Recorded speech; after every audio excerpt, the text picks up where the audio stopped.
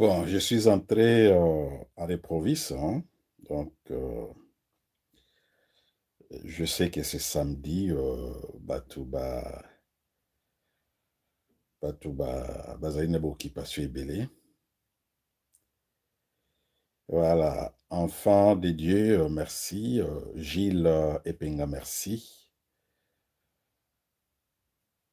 Et Yav, merci. Voilà. Ah, Félix Diaré, merci, mon ami. Merci. Oui, Tété, merci. Lisa, Bip,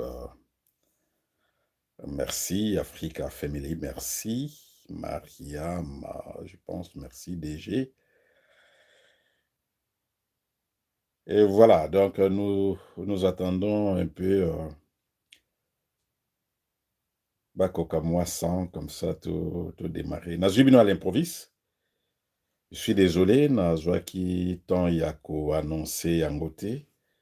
Et voilà, donc la vidéo sera là et ceux qui sont absents auront l'occasion de la suivre juste en différé.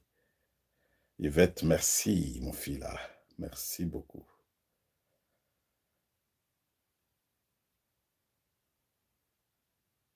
Ah, Prof Ozolo Balisu Souté. Ah, mais mon cher ami.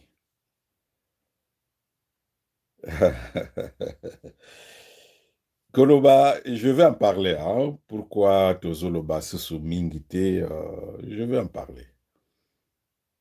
On est déjà 84, là, je vois.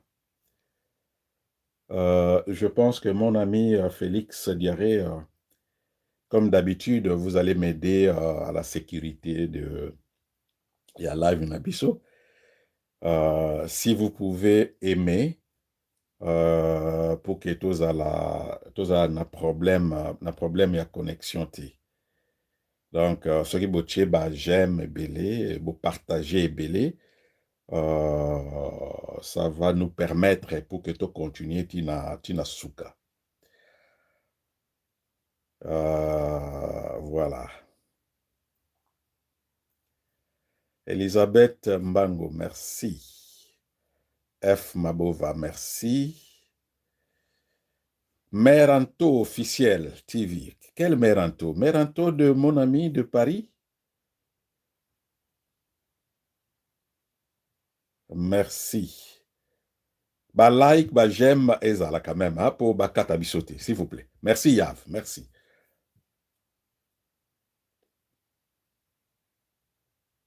Ah, mon ami, Oza déjà na TV na ebate, na ebite. Il faut que signaler que Oza na TV comme ça. Tomeka koleka soki temps ezali to discuter sur notre pays qu'on n'a pas na yo. Merci beaucoup et félicitations. Voilà. Voilà. Toleki déjà 100. Bon, écoutez. Nakobanda juste na question au ndeko moko atuni prof pona nini olobaka lisusu te. Issa, merci. Merci Issa, je vous ai vu. Merci. Merci. Yo, Zali, Webi Kaka, donc, .com. Hein. Merci beaucoup, na effort, na yo. Merci. Voilà, donc on n'aura pas le temps de citer tout le monde. Bino so o bozali awa. Merci mingi na kozala, na jui bino l'improvise, à pied levé. Naye poto discuter sur moi makambo ebele. La première des choses au nalingi avant na kota na bapoint na zanango ezali de répondre à la question ya ndeko o alobi pourquoi lo bakasusu mingite. Ndeko nangai. Na lobaki yango je pense na vidéo ya suka o na salaki. Nous ne venons pas pour parler pour que ezala distraction pour na bandeko. C'est-à-dire que o bazali na diaspora soki misale ezate malili ya hiver eleki. Alors, pona kolongola ba stress wana, tokende koza ba video ya bato bazolo ba poto sepela et satisfaire biso to boma ba stress. O bazali na Congo, makambu Félix azo sala bango, makambu ba Rwandais bazo sala bango, Kagame, pour se satisfaire bayoka ba vidéo na biso pour ba sepela. Non. Tozali ba instrument ya satisfaction ya koboma ba stress na binote. Nous venons parler pour toi alerter bino sur la situation ya mboka na biso. Tozali koya ko alerter bino pour que boyeba qu'est-ce qu'il faut faire. Peut-être biso tozali au moins na moi accès na ba information. Oyo peut-être na tango ko bima na public, biso déjà aussi to yebi yango. Alors to ko alerter bino pour que bino bozwa précaution. Na ba mboka nyonso. Na ba mboka nyonso ya monde. Oyo bazali koluka un changement. La diaspora ya ba mboka wana et contribuaka makasi pour le changement na mboka na bango. Oyo balingi koyeba yango peut-être toko tindela bango thèse na biso ya doctorat où nous avons parlé sur ba migrants forcés, transnationalisme. Question mingi bato batunaka. Yango bino bozalaki na mboka bolobaka makamba politique te. Soki kaka okei na diaspora yo pe okomi politicien. Oui, c'est normal. C'est ça. Transnationalisme na diaspora. Et surtout, oyo babengaka forced migration. Donc, oyo ezali le migrant forcé. Ba réfugié, ba apatride. C'est difficile un réfugié. C'est difficile un apatride avant d'akimia sans une activité politique par rapport à mboka na ya uta. Et bandi na Congo te, et banda mokili ezali. Et tous ces pays qui ont émergé, na ba souffrance wana ba changé. La diaspora toujours contribue plus par rapport ya bato bazana na kati ya mboka. Pourquoi? Parce que bato bazana na kati ya mboka bazali muselé. Bazali ba victime bakoyi ko boma, bakoyi ko kanga, bakoyi ko empoisonner. Mais bato bazali na diaspora, on est libre de parler. On en profite na libre expression na ba mboka to vandi ya ba démocratie. Pour que tout aide bande konabiso bazali na mboka de comprendre ce qui se passe et qu'est-ce qu'il faut faire.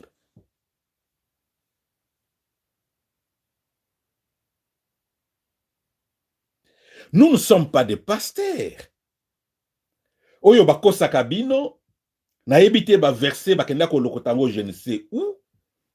Ndekalo nakate aliaka bongo yo mutu mwana na nzambe oliate pona nini. Ce sont des versets qui endorment notre population africaine, population ya monde,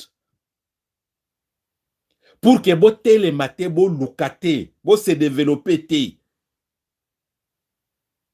Bango batu bakoma Bible, bango batu bayela bino Bible. Jamais romona ba européen, ba américain, ba asiatique, Asie développée. Okoyoka bango ba vandi ndekalo nakate aliaka yo muto liate pourquoi? Faux. Nana ebisaki bino ke ndekaza mwana nzambe te. Mais ce monde, univers oyo, tozo partager ango na bespèce ebele, on est des copropriétaires. Ndeke azali na droit ndenge moko na yo mutu. Nyama azali na droit ndenge moko na yo mutu. Nzambe tango asali, si c'est vrai, nzambe tango asali mukili. Asali mukili na ba copropriétaire belé, ba ndeke bazali na droit, ba nyama bazali na droit, ba matiti bazali na droit, ba nzete bazali na droit, maye bazali na droit, ba humain bazali na droit. Le pasteur Bazoko Sabino, un papa, une maman, Mikolo, qui se lève le matin avec une grosse Bible. Akeiko vend dans l'église, banda tongo ti butu ake makolo mbongo a transport a bombi po apesa offrande po na pasteur acha offrande po na mabonza tike ya mama pasteur akende Dubai apesa offrande po na Minerval ya mwana pasteur aux États-Unis. Ye atiki ndaku na ye, bana na ye, mwasi na ye, nzala na ndaku. Akei na église, ko bonde la pona voyage à pasteur, ko bonde la pona prospérité à pasteur, ko bonde la pona mama pasteur, ko bonde la pona mwana pasteur atanga malamu, mais ye bana na ye na ndaku. Minerva les ate, mbongo kolia les ate, mbongo hôpital les ate, mbongo elamba les ate. Le soir, il rentre à la maison, nzambe alobaki, ndekalo na kate aliaka, ngana kolia des idiots. Des idiots.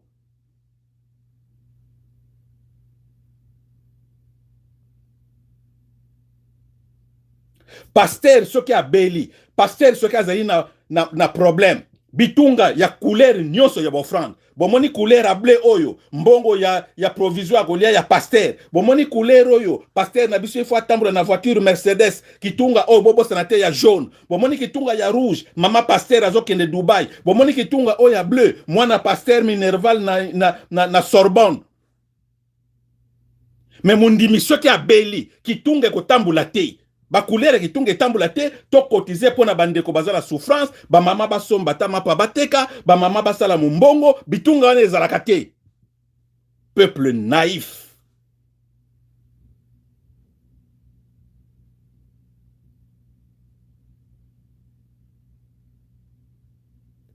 Je disais donc, mes chers amis, tozali koya kolobate poto satisfaire bino. Voilà pourquoi, pour répondre à Ndekouana, ça décourage. Tozali koloba. Kaka oui, on lobby bien prof, on lobby bien, on sali bien, on sakoli, sakola prof, sakola. Après qu'on sakola, qu'est-ce que vous faites? Tokotana point à liboso, mes chers amis. Les soi-disant élections.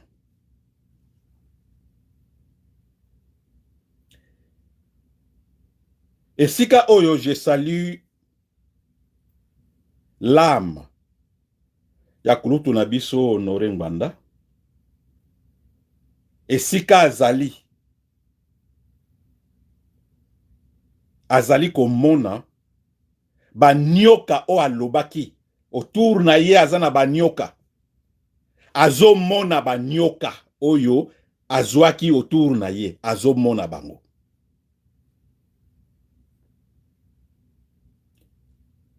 Serpent. Moi, je pose cette question nambala nyoso soki nazali koloba. À l'époque de Mobutu, on avait une dictature. Tozalaki na droit ya élection ti. Voter rouge ou voter vert. Bakarte yango pe ya rouge mutu moko abandai komona ngo te. Kaka vert. Donc, on votait Mobutu.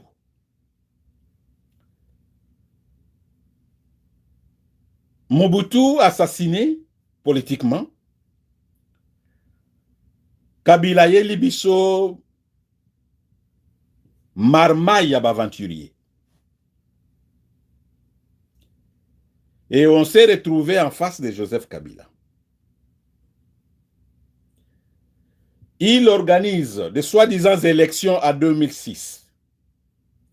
En 2006, la diaspora congolaise, menée par Bandeko Nabiso Mingi Bandeko Nabiso ya Pareko, avec Kulutu Nabiso Honoré Ngbanda, tout le monde, tout télémelaki élection, et on a demandé à Jean-Pierre Bemba, Congo na biso na moment otozali ezali mboka oikoyo kenene élection te. Avant d'aller aux élections, il faut nettoyer la salité nyonso qui empêche la bonne démocratie. Recensement ya malamu ezalité. On ne connaît pas au Congo qui est qui. Qui vient d'où? On ne connaît pas. Identification, il y a ma carte d'identification, ezalakate. Aujourd'hui, un Malien peut venir au Congo, demain matin, il est congolais. Un Chinois peut venir aujourd'hui, demain matin, il est Congolais. Un Libanais peut venir aujourd'hui, demain matin, il est Congolais. Alors, armée na biso, n'en parlons pas. Élection, bakenda on a ba condition anati. On ne peut pas faire des élections pour satisfaire Batou. On va aux élections, il faut qu'on la sûre que tozali ko kende ko élire en âme et conscience ba représentant na biso oyo ba kolobela biso. Jean-Pierre Bemba, folie à popularité na ye, il n'a pas écouté. Ayokela ki batouté. Aujourd'hui, Jean-Pierre Bemba Moutou est Doka.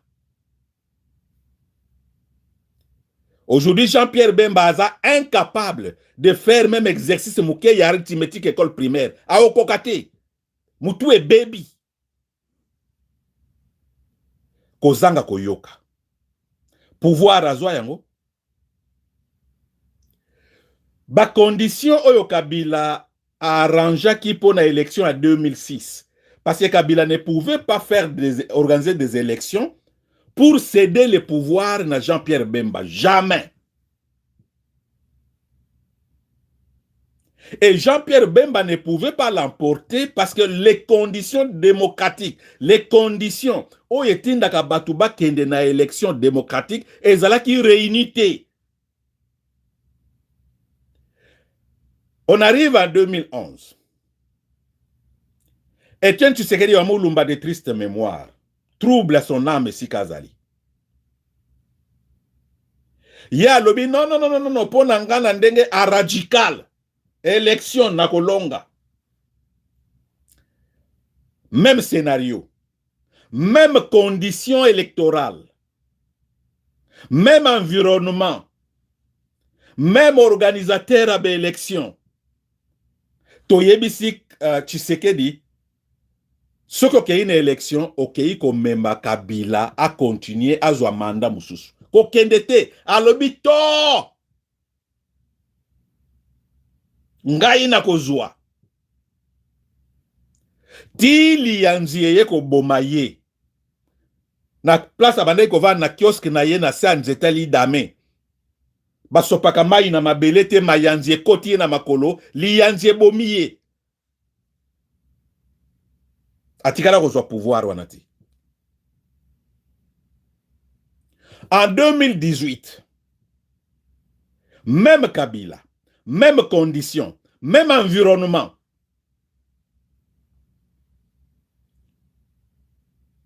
On a dit à Fayoulou, n'allez pas aux élections. Kabila koiko tia mwana ya mboka te. Soki Kabila tia mwana mboka. Kabila kende ko luka na milliers ya bizengi.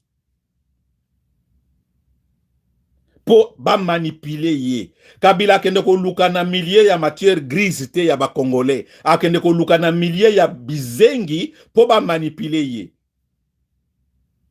Et Kimbangu a révélé par la voix ya Valentin Moubaki. Avant les élections, Valentin Moubaki vous a dit que les dauphins de Kabila ne se trouvent pas. Et Sika Bozo Luka. Les dauphins de Kabila se trouvent na Obazo Benga, soi-disant opposition entre Fayoulou, entre Muzito, entre Bemba, Katumbi, na Batola Mususu. Valentin Moubake l'a dit. Vidéo ezali.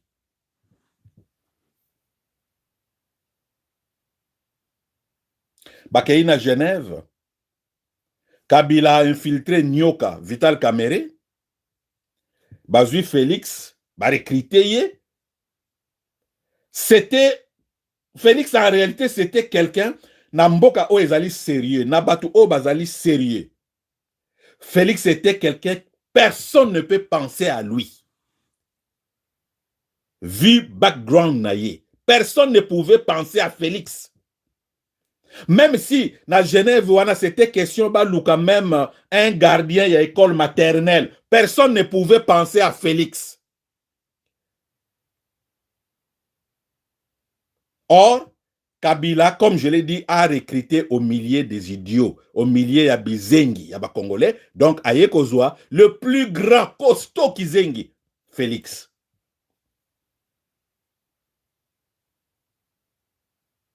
Élection éleki. Résultat de l'élection, c'était, je pense, en janvier ou en février, je ne me souviens plus. Les 10, va programmer élection. Résultat. Les 5, moi, sur Facebook, j'ai écrit. En ce moment, Félix Azana Kingakati, bazo qu'on négocie, va payer pouvoir. Personne ne m'a écrit.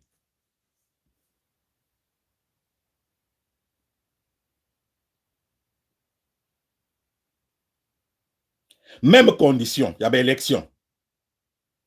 Lelo oyo, les gens, on a dit à Fayulu, Fayulu, mboka na biso ezali Amérique te, ezali Europe te, ezali Japon te, ezali Corée te, ezali Australie te.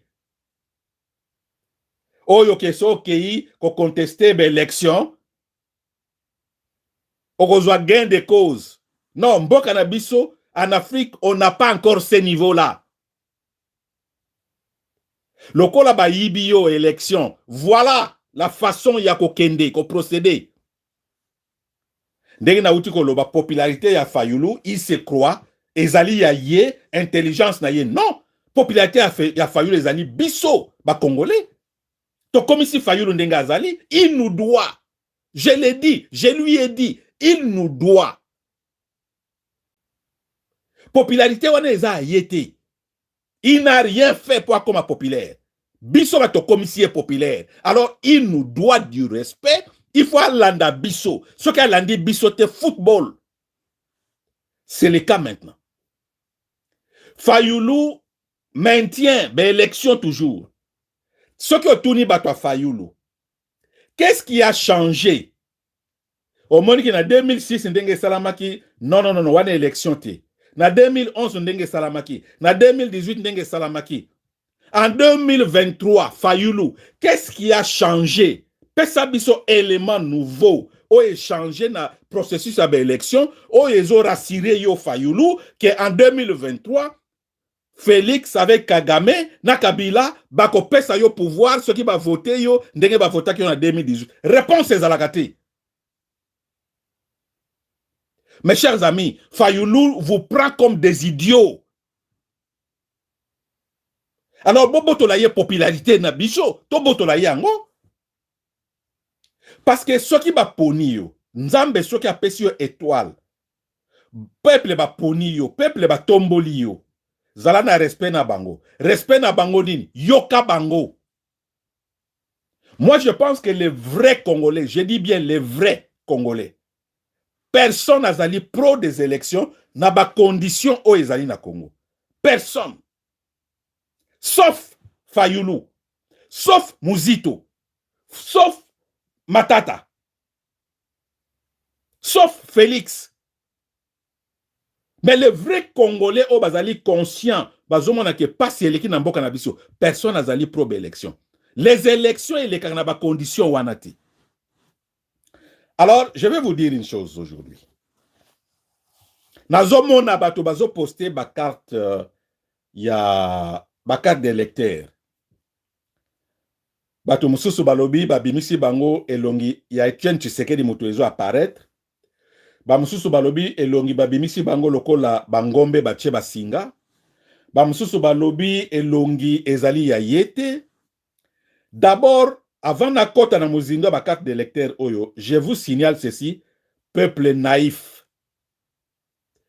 Na Congo ba carte d'identification ezalaka te. Carte d'identité na Congo ezate. Ba carte d'électeur ezali kosala office ya carte d'identité. Soki okeye sika bazo senga carte d'électeur. Na Western Union pozo ambongo bazo senga carte d'électeur. Batu o bazo voyager bazo kene étranger so azali na problème. Il faut senga sécurité na mboka zali, il faut pesa ba carte d'identification. Passeport na yo na ba carte mususu. Il faut pesa carte d'électeur wana.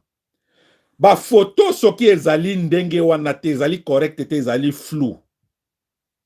D'abord, les Européens, les Asiatiques, les Américains, ils ont des difficultés à identifier biso bato mwindu. Alors, ce qui bo sangisi, na bruit, na flou ya ba carte d'électeur, na ba photo wana. Mes chers amis, boye bake, ce qui bo kei na libanda ya mboka, où on vous demande ba carte ya identification, au PCK d'électeur wana, vous allez vous clouer. Parce que ba photo o eza ya yote. Boko zala na ba problème.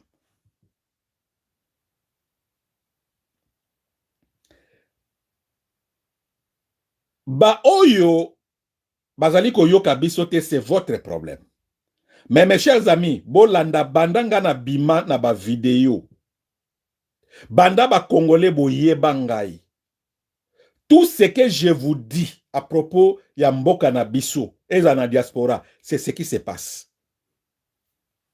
Je ne peux pas sacrifier tant nanga na zanango pour na ya kosala ba aventure awa. Jamais.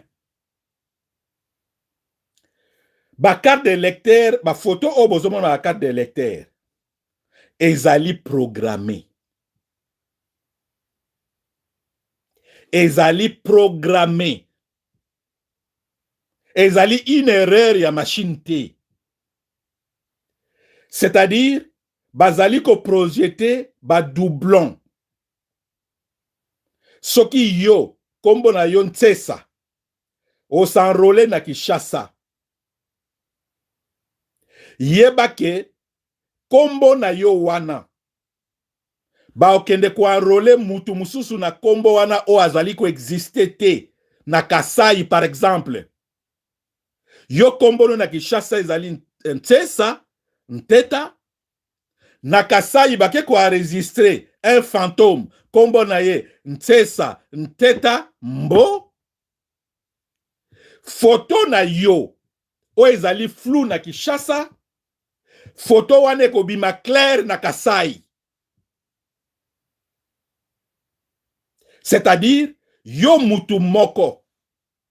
Bakoki ko double yo. Copie na yo. Ya photo flou. Yo mutu zali na Kinshasa. Mukolo kombo.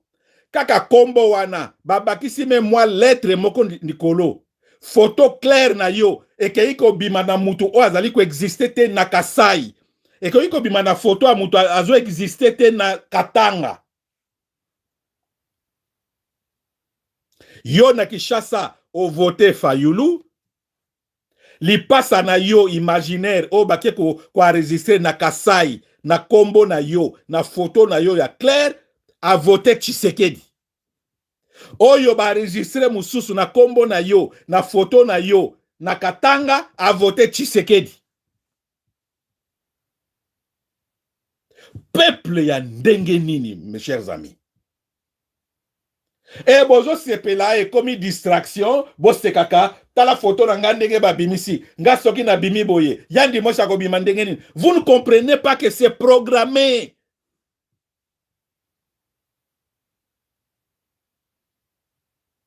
Vous ne comprenez pas que c'est programmé.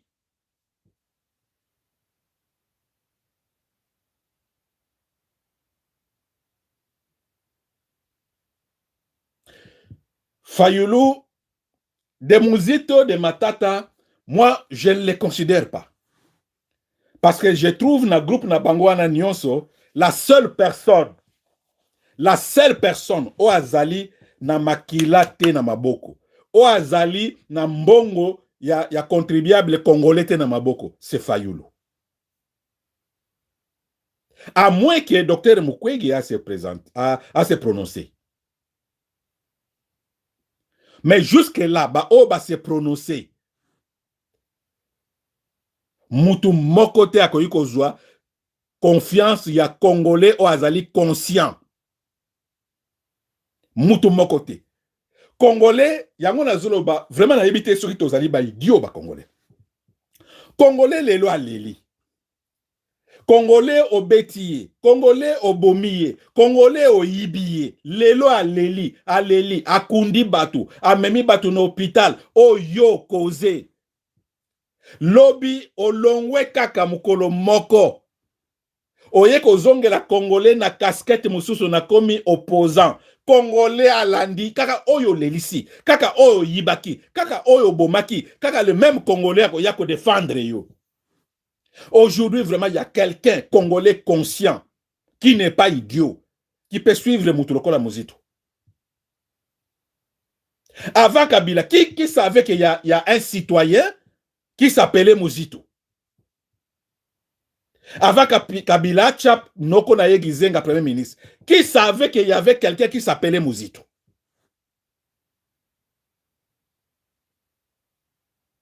Aujourd'hui, Mozito a comment Mbongo Ebele, Mfumumpa. Les Congolais ne se posent pas de questions. Mbongo Mozito a comment Mfumumpa. Azu Wapi. Non, Congolais a problème. Congolais ne sait pas que cet argent, c'est son argent que Mozito a détourné. Matata, premier ministre ya Kabila. To fingi bango, Congolais a fingi Kabila, a fingi Matata, a fingi bango nyonso, a critiqué, a lobby, a luki, a beta. Aujourd'hui, Matata quitte, fait semblant de quitter Kabila. Aïe na opposition. Matata Ponyo, président.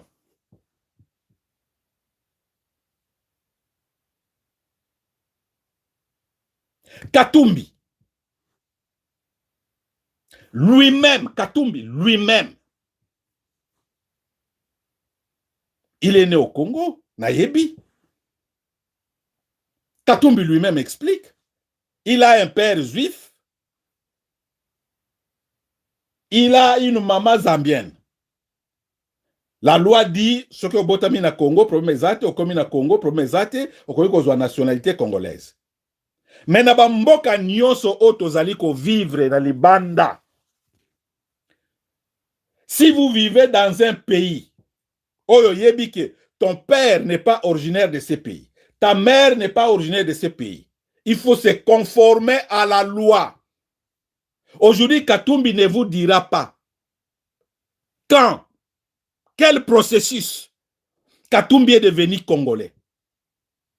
Mibe Konabiso et Lobby, vous ne pouvez pas détenir deux nationalités. Rejet à double nationalité.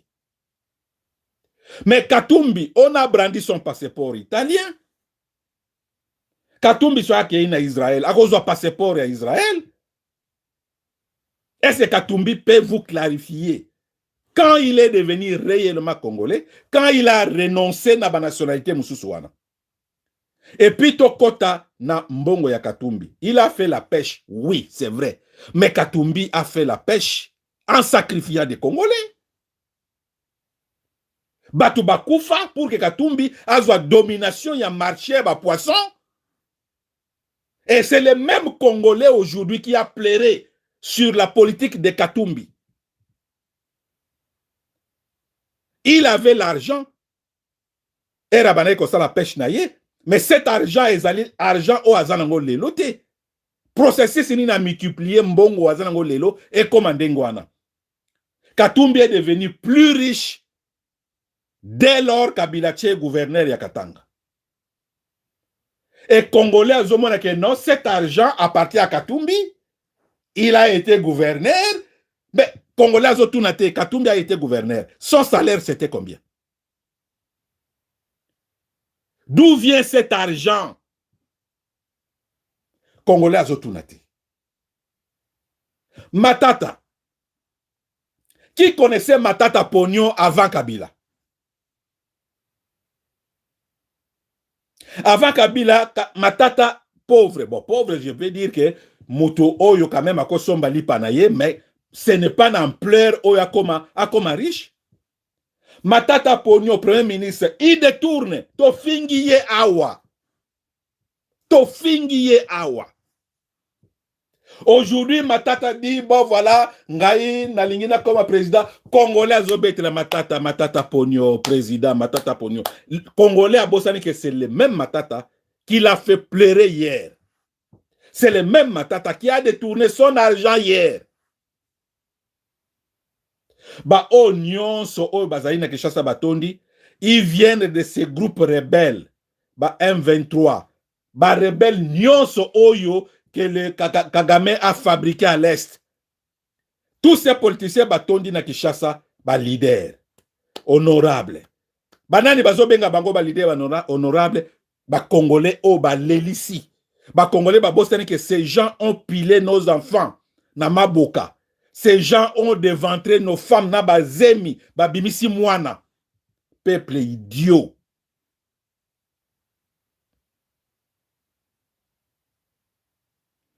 Lelo oyo, quel est ce Congolais o azali awa na live oyo lelo sikoyo o azali ko supporter par exemple Fayulu. Comme je vous ai dit, les restes nga na kalkilaka bangote.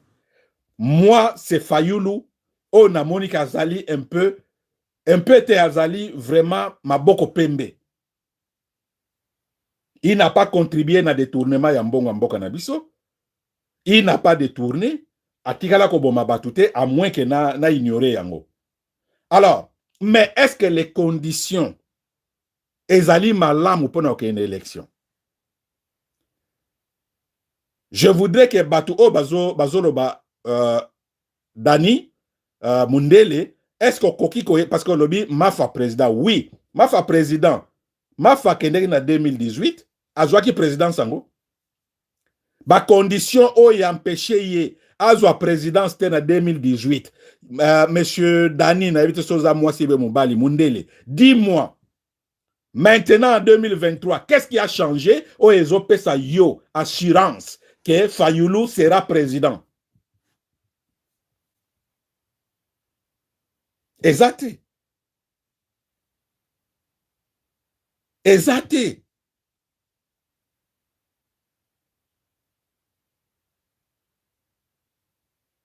Alors, oui, famille, maman ya Katumbi, aouta na famille royale Moussiri, aouta wa, mais yemoko aloba. Yote, nakolanda yote, yemoko aloba papa na ye aza israélite. Juif. Yemoko aloba. Mais bozo ganga de père et de mère. Toboïté, Katumbi peut devenir président na Congo. Oui, Toboïté. Si les Congolais, Toboïté. Même Azali n'a père juif. Toboï yangote. Mais le problème na Congo na biso, on ne veut pas de gens qui ont détourné l'argent dans ces pays. Bayako zonga lissus ko détourné lissus. On ne veut pas de ces gens-là. Congo Tozali semble 100 millions d'habitants. C'est vrai, mes chers amis. Batu bazate. Batu bazate. Voilà. Un autre ami dit Fayulu azali ko compter na soulèvement populaire. Na 2018 populaire soulèvement ngo esalamaki pa. Ti lelo azu yango. Abini luketo azeki luketo azwa pouvoir yango. 5 ans lelo yango ekoki azwa pouvoir yango. Alors peuple yango oyo ayako telema pona Fayulu akozwa bango na Malaisie aya na bango na Congo obe akende kozwa bango bekaka peuple oyo naïf otozomona oyo. Le peuple congolais n'est pas un peuple qu'il faut compter que lelo bakoyi ko telema po basala likambo. Jamais. Je vous dis jamais. Tobomba la makamute, les gens qui disent oh yo ka vidéo pamba. Non, notre peuple est mature, peuple nabiso basi balamuki lukuta. C'est un peuple idiot naïf.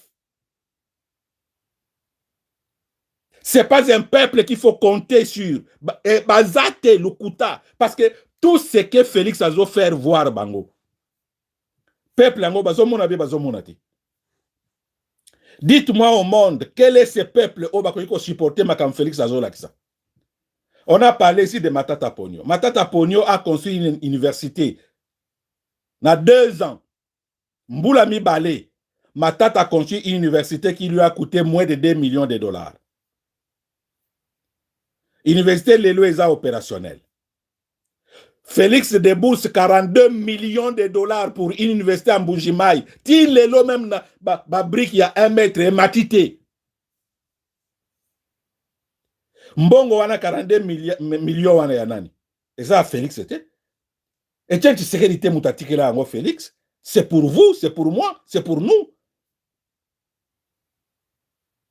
Kaka semaine lelo toza samedi, kaka semaine na présidence, 102 millions disparus na présidence. 102 millions de dollars américains disparus na présidence. La même semaine, Oyo, ne bandeli, je pense. Une banque pleure. Nakati, il y a comité de gestion, Bacheba Milvor, Nakati. 11 millions de dollars américains disparus. Banque, hein? Parce que moi, je sais que le banque commercial, bah, fonds na bango ezalaka logé na banque centrale.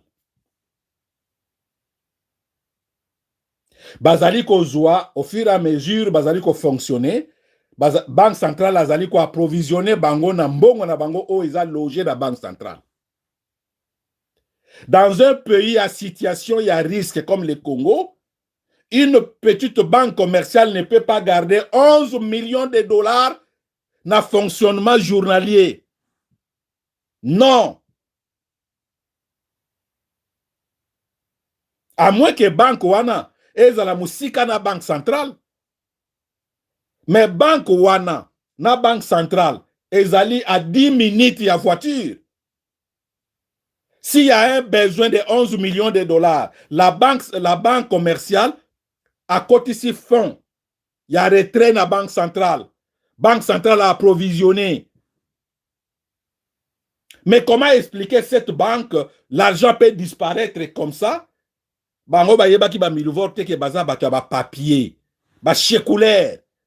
11 millions disparus. Na présidence, 102 millions disparus.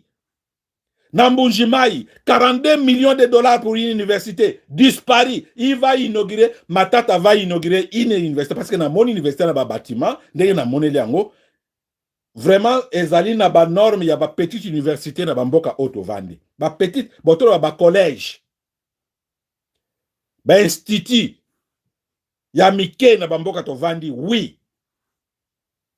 Matata inaugure cette université, bravo à lui.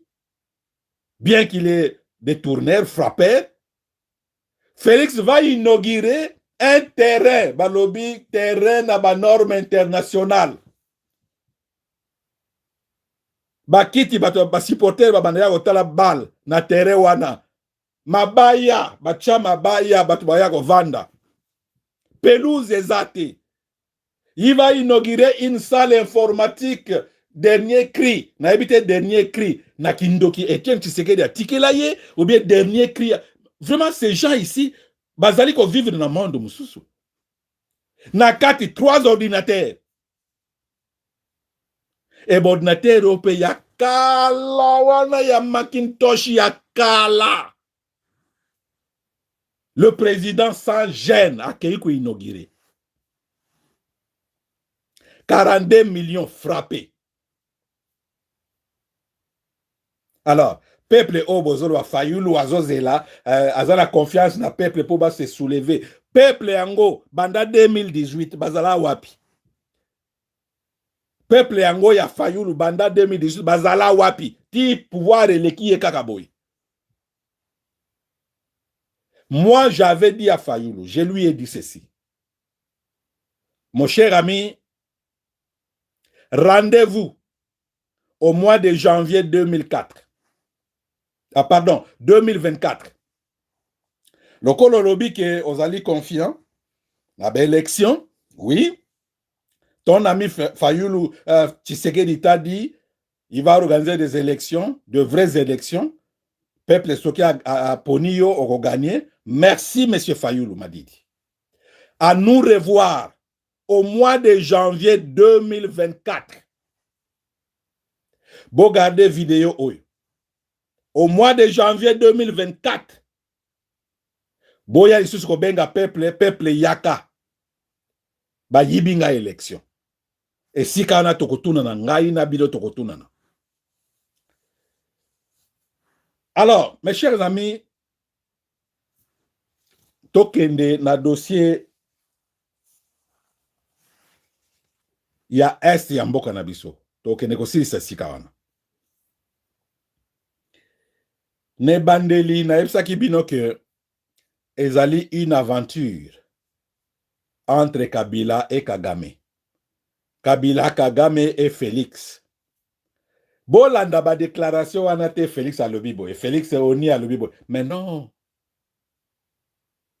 Peut-être Batu Oyo Bakende na basalo wana ya oni te.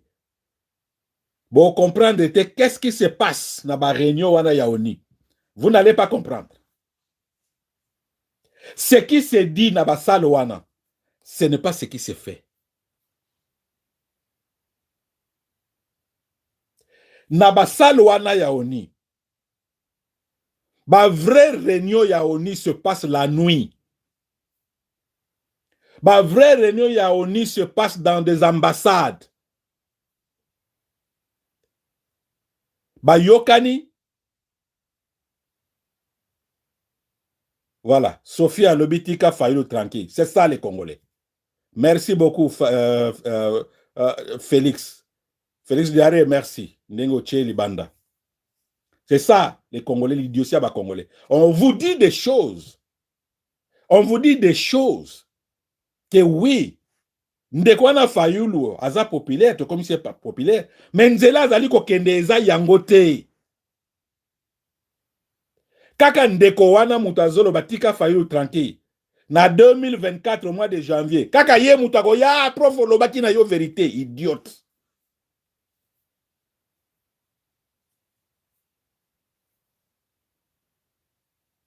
Moi, je ne suis pas contre Fayulu. Mais je suis contre la gestion, la popularité auto-PCIE. Gestion na la popularité wana, eza mabe. Soit au koki, peuple tombolio, salamakamba peuple balingi, soit rendre établi, ba Congolais mususu bazali, peuple akotombola bango, ke wa embrouiller bato mususu. Parce que Batwana Nyonso, Fayulu, Muzito, Matata, bango si réellement balingi Congo. Na moment oyo tout le monde batebele bazali ko se pencher na docteur Mukwege. Si vraiment Batwana Nyonso baza vraiment balingi Congo, Fayulu pouvait approcher Mukwege ko yebisa ye bon ndeko na ngai. Moi j'ai tenté en 2018, tala ndenge ba rouler ngai. Na carnet d'adresse, parce que ce monde ici, personne ne peut gouverner sans l'Occident. Lukuta, l'Africain n'est pas prêt. L'Africain n'est pas encore préparé pour faire face à l'Occident. C'est pas vrai. Donc, Moutounyo Sagoya, il faut Zalana Boxi. Il faut. Je dis bien, il faut. Parce que ce qui peuple est basé prêt. Ce qui peuple base à l'okola asiatique, oui. Tokoyi koloba, même Moutazana carnet d'adresse tenambo nabiso, akoyi kozwa présidence, ako comme président, akozala bien parce que peuple azana simanaye. Mais pas l'Afrique, pas les Congo. Les Congolais ne sont pas encore prêts. Baza préparé te. Fayulu pouvait se dire, baroulenga la 2018. Voilà ce qui s'est passé, tout le monde a vu. Ndekonanga Mukwege yo carnet d'adresse aux anango. Parce qu'avec des Occidentaux, il faut que nabango malembe. Ngana jeté éponge. Ndeko Mukwege vient.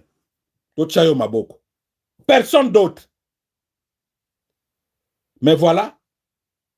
Voilà ba Congolais. Matata vient. Muzito vient. Muzito vraiment. À part bandeko na ye ba beau-frère na ngai na gungu ba pende. À part ba pende na gungu. Mes chers amis, mokope makamunyo sezalaka théâtre hein? Muzito na yebite sika vanda kazolala. Est-ce que Muzito croit pesa un Congolais conscient peut se lever le matin, accueillir un bureau de vote, à bulletin de vote, il écrit Muzito. Vraiment.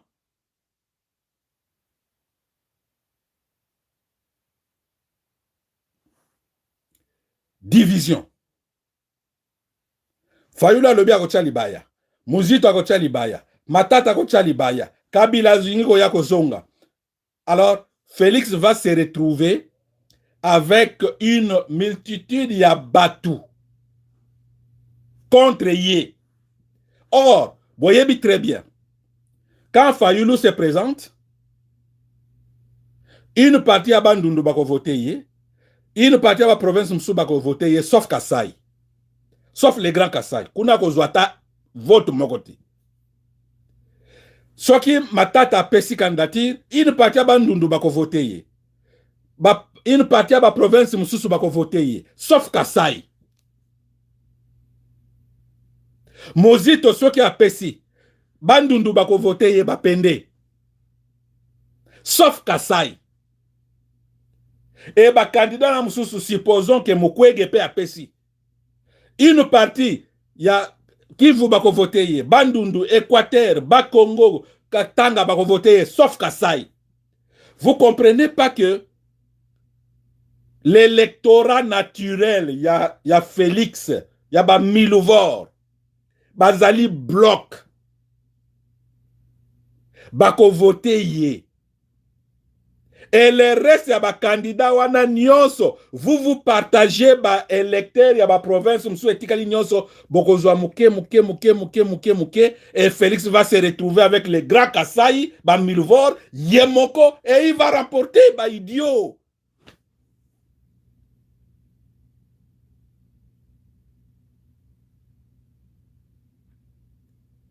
C'est pas difficile à comprendre. Parce que les lobes comme on a Félix a l'élection exacte. Ce qui Muzito a lobby. Moi je supporte Mukwege. Mukwege doit l'imposer. Azali mwana ya mboka.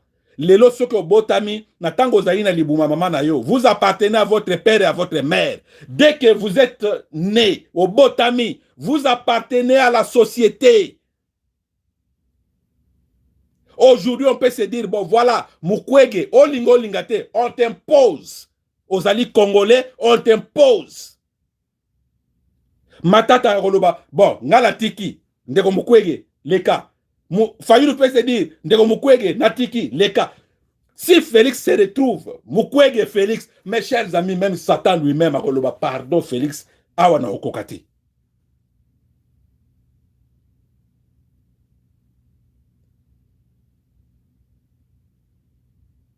Voilà. Sophie Azotuna solution na yo ezanine. Oh nazolo bozo kangate.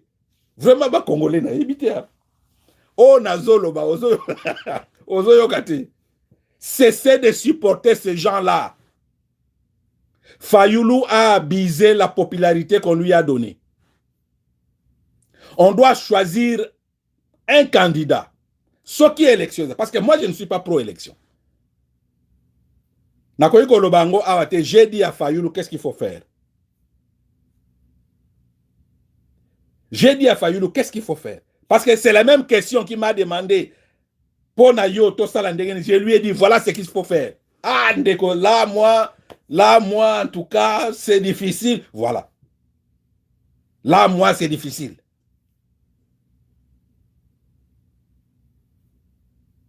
Donc, Bazali ba accompagnateur. Bazali ba accompagnateur, il y a ba pouvoir. Moi, je vous dis, excusez-moi, dans l'obité que Zali, certains, Zali vrai, mais Nazali ko pressentir que Fayoulou a été recruté. Il a commencé bien, Moutouya Peuple, mais popularité, Wana géré en Omabe. Moi, je pense que, dans le même titre avec Etienne Tshisekedi, Fayoulou a été recruté. Et il va jouer ce rôle-là de Etienne Tshisekedi. Il y a qu'à supporter, faire semblant, il y a qu'à l'opposant, faire semblant aux opposants, et comme il y a décision, yangoyo. Ça là, on ne peut pas nous imposer comment prendre le pouvoir, on ne peut pas nous imposer comment marcher, c'est notre pays. Les leçons de lobby, non. Félix Tala Makambazo Sala. Bambongo, chaque jour, ils allaient disparaître. Contrat, deal, Azo Sala, secret partout. On peut se dire aujourd'hui, stop, aujourd'hui, Félix, tu dois partir. C'est notre pays. Personne ne peut venir nous imposer que non, vous devez procéder à la démocratie qu'on a calquée de l'Europe. La démocratie que nous tentons d'appliquer chez nous en Afrique, c'est une démocratie qu'on a juste transplantée de l'Europe. Cette démocratie avec la culture européenne ne marche pas avec la culture africaine. Ça ne marche pas. Ça ne marche pas.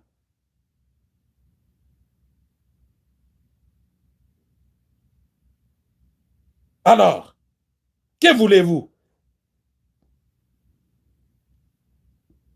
Nous devons penser à une alternative de la soi-disant démocratie selon les normes ya culture na biso. Nous devons penser aux religions selon les normes ya culture na biso. On ne peut pas nous imposer ba religion. Ba mususu ba uti kuna balobi hala, ba mususu ba uti kuna balobi Jésus, et vous prenez des noms. Oh non, Timothée, Jacques, Ismaël, ba kombo ya ba koko na bino, ba Jacques, ba Ismaël, ba Abraham wana, bo mona bangote, bo yoka kaka ba yebisi bino, y avait un Abraham, y avait un Isaac, y avait un Jacob. Yo mwana na yo so abotami, kombo na ye Jacob. Mwana yo so abotami, kombo na ye Ismaël. Oboyi kombo na yo. Na mboka bo vandi na diaspora, votre culture. Olingite bana na yo balo balingala, olingite bana na yo balo ba chiluba, olingite bana na yo balo ba swahili, bana na yo balo ba kisuku, balo ba kiyanzi, balo ba kipende, olingite bana na yo balo ba kaka anglais, balo ba kaka français. C'est comme si c'est votre culture. Mwana lo balingala boye, ogogoliye, kolo balingala te, kaka français. Et ces enfants, quand ils vont à l'université, ça ne coïncide pas, cette culture, avec cette culture d'éducation que nous avons.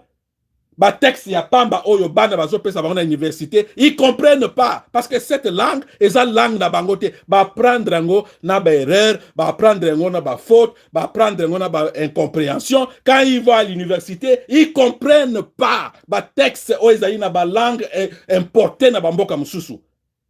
Parce que les textes scientifiques d'un livre scientifique, ceux ezali na lingala, mwana oyo ya bikoro, mwana oyo ya mbandaka, il va lire, il va comprendre. Mais prenez ces mêmes textes en français, en anglais. Bana oba vandi na mbandaka. Ba comprendre avec des erreurs. Ba aliéné. Ba aliéné.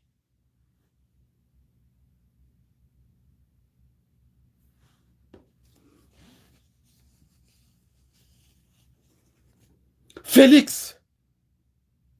Bato bazali conscient. Badilo nyonso asali wana. Ezali mascarade. Vous allez voir, en 2024, à partir du mois de janvier, dès que Félix azali a se maintenir na pouvoir, vous allez voir cette histoire-là, il y a Bunangana, il y a Beni, Bamboka Neso, eko kita, eko zala soute. Et qu'on a main n'ampleur toza leloté.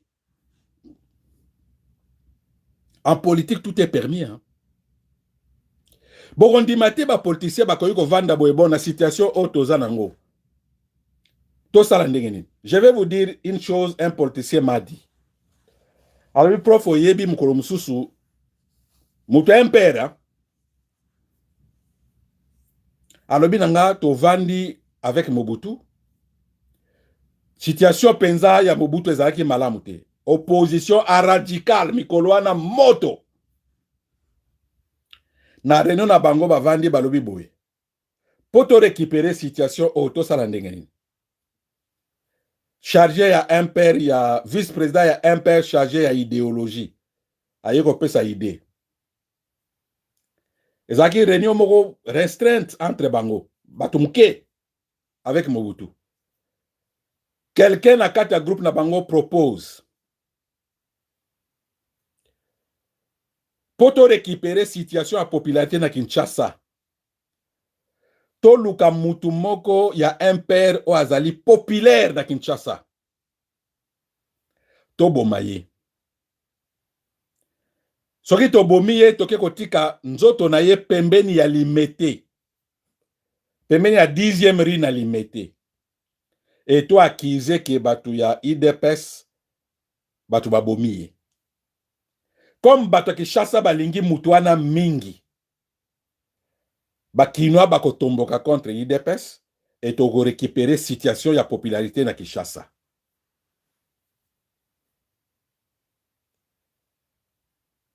Ezalaki idée na malamu pona bango. Mais malheureusement, le temps que va réaliser projet wana, la personne en question a voyagé à Afrique du Sud. Malade. A quelque se faire soigner.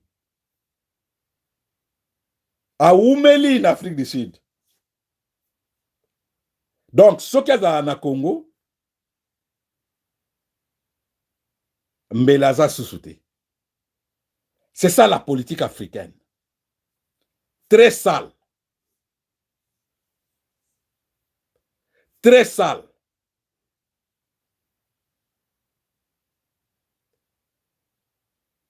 Ndeko na biso, même si azali 100% congolais, Félix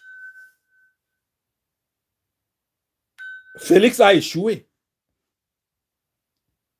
Félix a échoué. Sur tous les plans. Il faut Zalandoki pour le bakeno Félix Azala toujours wana. Tu n'as 2000 azwa mandat mususu. Il faut Zala vraiment ndoki.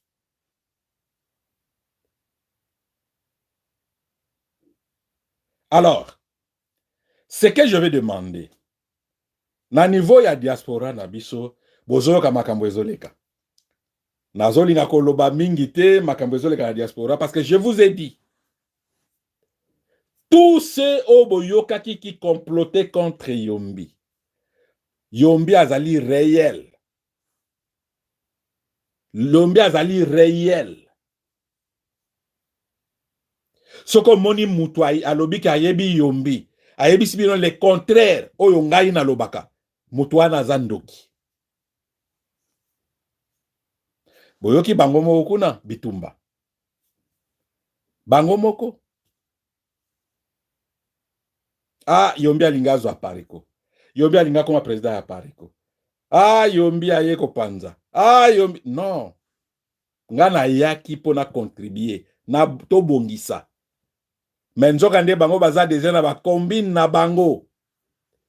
Lelo bozoka bato musu ba komi ko sambela. Mais keba balado un criminel ce qui a commis ko sambela, il faut qu'on s'attendre na des choses. Soit a commis ko sambela ya solo, soit a monike lokola ba yebiye ayibaka. Ake ko bomba na sima ya Bible na église pour a frapper bino. Et bozuye pe boche la sécurité. Sécurité ya mabo. Mes chers amis, quelqu'un qui détourne l'argent ya bato ernyo sa cagnotte. Aye une église, au lieu bochaye kaka mundimi simple, boke ko chaye na sécurité ya mabonza.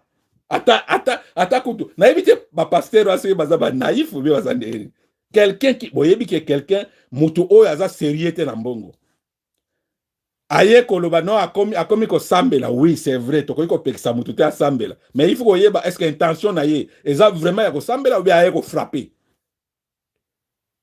Mutu alingi nzoto fort. Nzotovor plutôt. Un nzotovor. Pour pasteur wana o atien leki na biso l'église protocole muta sécurité à mabonza. Pasteur wana ko tika jamais mwasi na ye. Bana na ye bakende retraite nande kona biso luketu. Oh non bon, frère luketu, mama ko yakuna na ndako po na retraite ou bien ngana ke voyage, retraite eza na ndako nanga, yo frère luketu yaka na ndako nanga retraite. Pasteur wana ko sala ngo jamais. Pour ayebi l'homme. Si ko pasteur azuye, ake ko chaena sécurité ya mabo. Vraiment ça me fait rire. Hein? Oh, mais la diaspora congolaise évité ba melakani, surtout ba diaspora congolaise ya France. Na yebite ce qui m'a titini ni ba melaka. Na évité ce qui m'a titini ba melaka. Mais France, Paris n'est plus vers les années 80, années 70. Non. France est comme lokola Wenza Mangobo. France. Mes chers amis, France. Paris. Aucun à Paris, place à Kosuba exaté. Les gens font pipi, na balabala, na banzete boye, bazo la pipi. Les gens font caca na balabala. Sauf qu'il y a France, na gare de Lyon. Place bazouaka, ba TGV, ba train, aucun na ba pays moussous. Mes chers amis, nada tombo la moussapi. Et si quand la gare de Lyon à Paris, il y a une toilette publique, bah toi, au tabassa la pipi. Na kenda na uta Genève. Na kewana. Na zwa train. TGV na zonga Genève. Pour ça, ça la pipi. Nayebi ke nga la vandi na Corée, moi je voyage dans le monde, nayebi. Ma place en Dengwana, il y a beaucoup de toilettes publiques, ezali. Nazo localiser toilettes publiques te. Na kena mutu moko sécurité est noir. Nayebi si mon frère, je vais faire pipi au koye denga wapi toilette publique. Pour nazo mona sini moko te. Abi nanga, ah mon frère, tu veux faire pipi? Abi oui. Suis-moi. Nabandi ko landa ye. Nabandi ko landa. Moi distance nazo mais nazo compare mutu oyo azok leka kuna kende ko frapper nga bendenge nini. Namona to bimi gar. Porte fungwami to bimi boye na prince. Oh. Alors binanga voilà, fais là-bas. Ah mais comment? Ah ouais ça ni banda. Mon frère, soko lingi to sala pipi na bilamba, fais pipi là-bas. Mes chers amis, je ne pouvais pas le faire. Et si kangwa zoebi sanga ba kaka. Kaka isika na ya zongi na kati. Na telemisi taxi moko bande ko leka. Na isi taximen pardon memanga na hôtel moko eza pembeni a ou bien restaurant moko pembeni a. Je vais faire pipi, pardon. Abi mais non, eza pembeni na ko futa ngabi, je vais te payer même 50 euros. Na vu 50 euros na pesier parce que j'avais vraiment envie de faire pipi. A meminga juste na 10 mètres alobi nanga restaurant yangwana. Na koti. Na kota na senga clé ya toilette, on me dit non, il faut payer, il faut que somba d'abord plat. Ngala lingaka pasta te. Na somba plat ya pasta pour que na kota na toilette na lia ngoti. Na uti na toilette na bimi, on m'appelle mes plats na yo eza prêt ngabi non non, donner à n'importe qui. Na zaki na besoin ça la pipi. Paris oboyo kaka Paris eza ba nostalgie ya kala. Ce n'est plus Paris. Je n'exagère pas, ce n'est plus Paris. Alors, bande kwa na nyoso bomoni na Paris. Soki ina ba gare de Lyon, soki ina soki na gare de Midi, soki wapi kuna. Mes chers amis, okomona bande ko na biso galère na galère. Soki ina station na Belgique. Na bosani kutu gare ngo kombo nango. Galère na galère.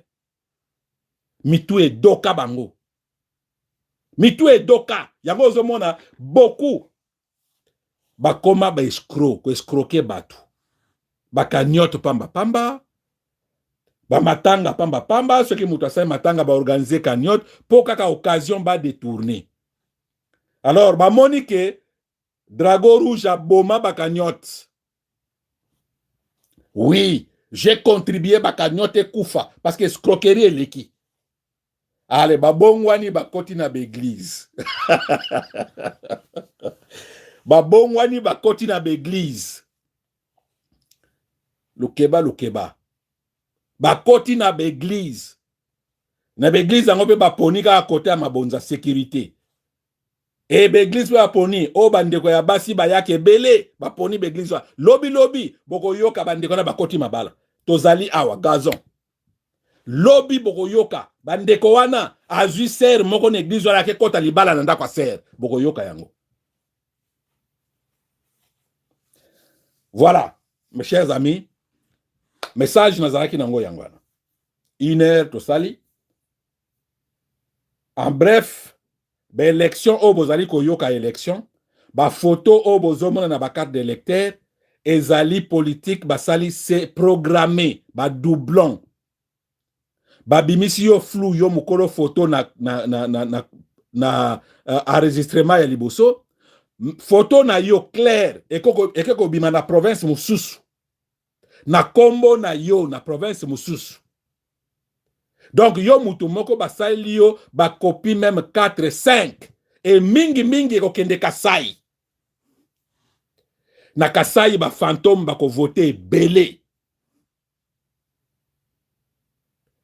Bo sepelate ndenge bozomona comme distraction, oh non tala photo ndenge ba bimisinga, tala ndenge ba bimisinga flou. Non, ba bimisi yo flou ezali erreur ya machine te, ezali programmé. Yo mukolo photo ba bimisi yo flou. Photo na yo wana ekeko bima clair na Kasai. Era ba élection à 2018 na yebsa kibino. bato nyonso, bato a Fayulu, bango nyonso, je les ai contactés. Que non, mon étudiant m'a dit, usine à noko na ye, bazo sala ba machine, il y a élection, il y a Congo, namoni Congo. Comme Yosa professeur Nabiso Zamouta Congo, Yamona Yebisio. J'ai envoyé ces étudiants bakene lokola kosala ba journalier et mon fils Nakati. Na benga, batu ya soi-disant opposition. On me demande $1000 pour ton comme ça message n'est pas Félix, ton comme ça message n'est pas Fayulu, tinda $1000. Ngala tinda $1000. Na abandonna. Erba Monique, ah oui, c'est vrai, ma machine ne zout à Corée. On me contacte. Ndeko benga qui pourrait ma machine à Corée. Ezaya solo mchokande et basaraki okuna. Quand je vous ai appelé, pour na sabino que ma machine élection bazo salango awa. Bon dimena ki ngaite. Bozo c'est $1000 pour na solana bato. Est-ce que moi j'ai besoin au compte en contact na Fayulu na solana ye? J'ai ma vie. J'ai ma vie. Ce que monito yo contacter bango parce que baza batu moko au peuple batie maboko pour basali sa bande kona biso ba na Congo to pema ba Western Union eleki ebele. Voilà, ton ligne mboka na biso quand même, tozalaka na sonité. OK ko tambula, OK na conférence moko boye, OK na salle moko boye, on dit vous êtes congolais aux fiers. Mais to comment au kota na salle vous êtes congolais au mona mutu elongi, elembi, elongi mawa mawa.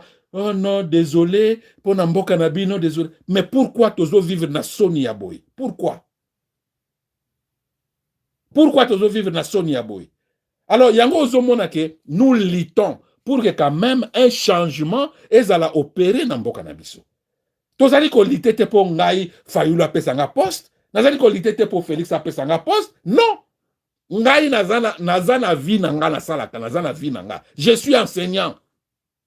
Enseignant o bache na ba congolais te mindele ba poninga yakatangisela biso bana.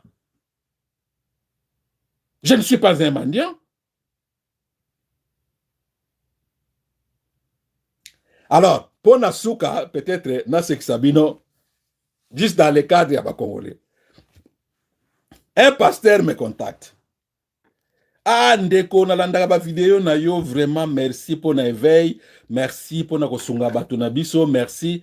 Ndeko prof, nazala moi souci moko boye, soki nzamba koyeko salisa yo po salisa biso. Bon, ndeko, je t'écoute.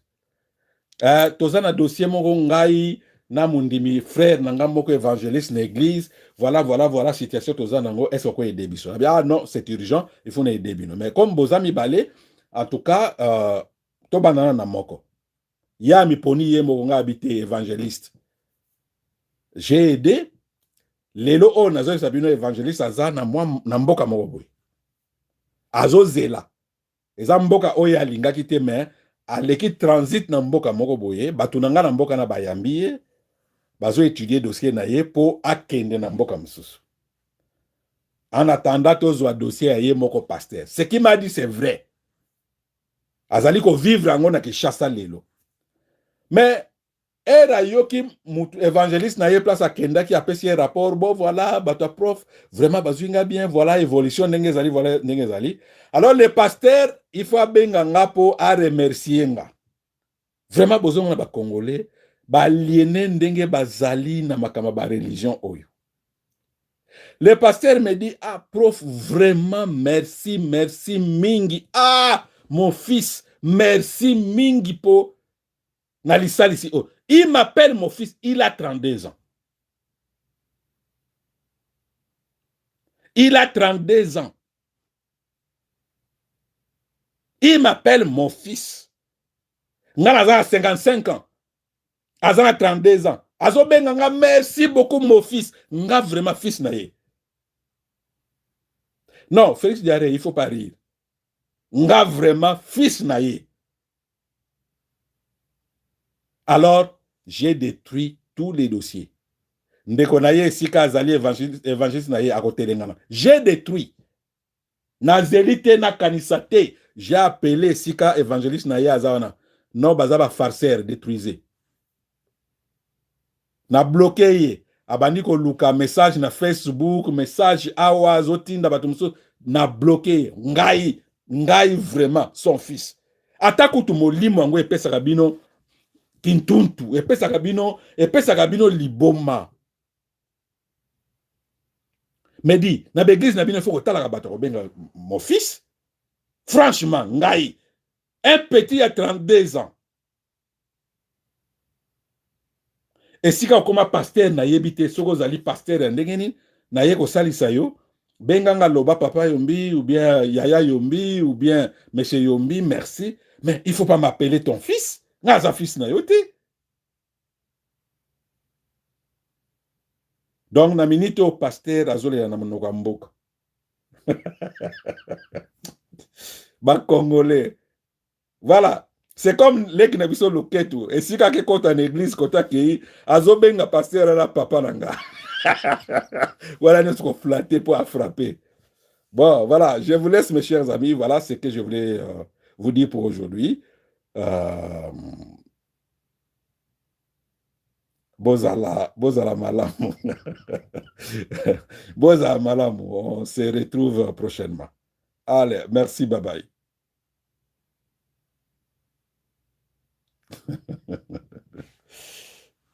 Oh my God.